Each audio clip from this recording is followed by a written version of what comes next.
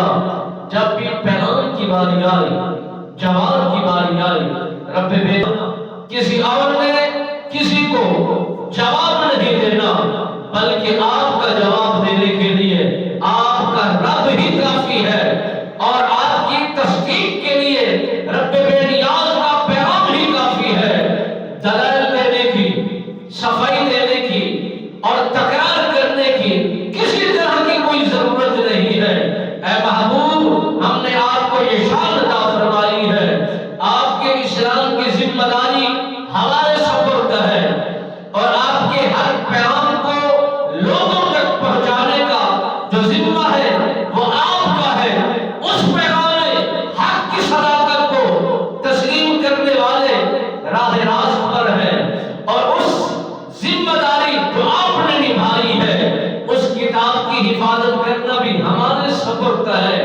اے محبوب، آپ کی جان کی حفاظت، آپ کی جسامت کی حفاظت، آپ کی جان کی حفاظت یہ ہمارے سپرد ہے۔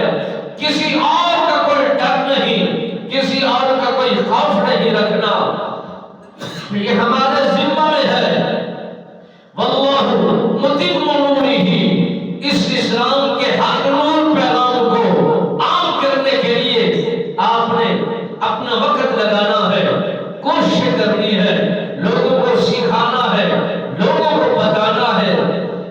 جو آئیں گے وہی کامیاب رہیں گے، جو رہ جائیں گے وہی بدراہ ہو جائیں گے، اسلام سے خالی ہو جائیں گے، راہ راست سے ہٹ جائیں گے۔